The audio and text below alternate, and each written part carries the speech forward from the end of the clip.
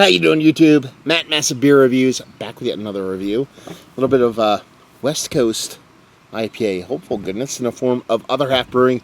It is their Mash Tun Time Machine. It's a West Coast Imperial India Pale Ale at 8% alcohol by volume. First off, the label is super ghetto, 80s, 90s style, so kind of makes sense. I mean, you know, the whole Mash Tun Time Machine. This is a West Coast IPA. When people think of West Coast IPAs, they think of old school beers. So it kind of makes sense. Really kind of interested to see how this tastes because, you know, you think of Other Half, or at least when I think of Other Half, I think of big, bold, new school hazies. And, yeah, that is not this beer in any form or fashion. Look at that. I mean, a little bit of 30 Glass Mafia. Yeah, I mean, that is... in the all grand scheme of things, that, my friends, is quite clear. You know, soft orange haze to it, amber, rich amber haze to it, but you definitely kind of glean light through that motherfucker. Just off-white, super tight, compact, with a little bit of soapy head going on it. She looks like a old school West Coast IPA. Let's get a nose. See, you get that little bit of spruce pine needle tippy thing. It leans a little bit spearminty, and you do get a nice, rich, kind of weedy dankness in there. So, you know, you're typically talking about your West Coast IPAs, you're talking about a couple different things. One, you're talking about kind of a caramel malt, honey malt thing, combined with that kind of West Coast dankiness.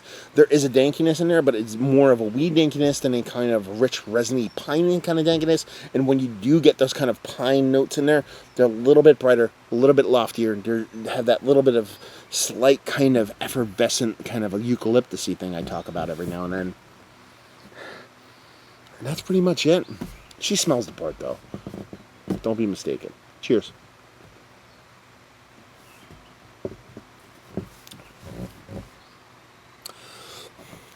I mean, the nose, the taste follows the nose. So you're getting that kind of slightly spruce tippy, eucalyptus, mentholypty, kind of effervescent kind of thing going on. You are getting a little bit of that kind of weed dankiness in there. And you are getting a little bit of the kind of caramel malt, sweet caramelness in there. But where she really kind of just misses the mark is mouthfeel. Very thin. Very thin beer. Not that West Coast IPAs typically have this creamy, fluffy, dense New England IPA thing going on. But they tend to have a little bit of density to them in a way that like a gel, a plasma has a density to it. So it's not that it's creamy, it's a little bit tougher, a little bit denser, a little bit, not the word, I don't want to use the word syrup, but think of that, a watered down version of that. And it's relatively thin here. And the taste follows suits. You get all those flavors that were mentioned in the nose. You add that kind of component of that caramel from the caramel malt in there, and it kind of makes sense. But for 8%, this drinks way more like a 6% West Coast IPA. It's not your classic 8% bold, in your face, falling. This is like, you know, West Coast IPAs, old school ones are like, you know, it's like Rambo jumping off that fucking cliff. He's going face first in that pine tree, and he's smacking every limb on the fucking way down, especially when you get up to 8%. 8%. This is drinking more like the kind of, this is like Rambo 5. You know what I mean? He's just gently sashaying down the pine tree, and that's kind of how this one comes off.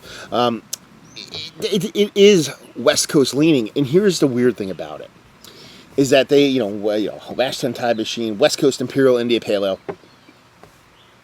This is probably really impactful for a lot of people that really dig and love the West Coast style, or the East Coast, New England style of beers, and I think this is going to be very impactful. But basing off of what I've tasted in my life for over the years, the West Coast IPAs that I've had, this one just comes off very light. So perspective-wise, I think a lot of people will be like, wow, this is a big West Coast IPA. To me, it's a very light one. You're just getting that kind of ABV bump in there. So it's more of a 5% kind of West Coast pale, to me, more than an Imperial West Coast IPA. But it's well made. That's the other portion of the show. You know, you're talking about Other Half. Kind of kicked it off kind of jokingly, talking about, when you think of them, the last thing you think of is West Coast IPA. This is the first time I've had anything by them, this West Coast influenced. And it's tasty. It's well made. There's nothing negative to it. There's no off flavors. It gives me, like, if I smell this, I drink this blind, I would hope I would go, okay, this is like a West Coast IPA. I would just think it would be a 5.5% West Coast Pale as opposed to like a full-blown Imperial West Coast IPA. So it's doing the West Coast thing, just not the level that the label tells you it's doing it. Yeah.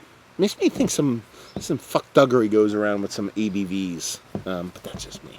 And actually, like 19 other brewers have told me that. Anyway, but yeah, I like it. It's fun. It's kooky. Is it the best beer I've ever had in the world? No. Is it the best West Coast IPA I've had in quite some time? I mean, it's probably eked into the conversation, but it's definitely not towards the top. I mean, it's thinness and it's just lack of impact, kind of keep it a little bit down, but it's fun enough. What else? Valiant availability. This other half. It's an Imperial IPA. I don't know, 18, 20 bucks, 22 bucks. Brewery only, and leave you with, if you like, what you like this beer. If you like Westies and you want a little bit of Easties, but you want it in a high ABV, but in a super chuggable package, that is what you're getting here. That probably appeals to a lot of people. Just not my bag. Not my bag, baby. So there you go. Another review in the books. Hopefully you guys enjoyed it. Down there if you want to talk about it. Massive Beers if you want to check me out doing the social media stuff. Beer Massive. If you want to check me out doing the whole podcasting thing. And hopefully you guys enjoyed the review. Hopefully you're enjoying a West Coast IPA right now. Influenced or otherwise. Hopefully see you next time. Cheers.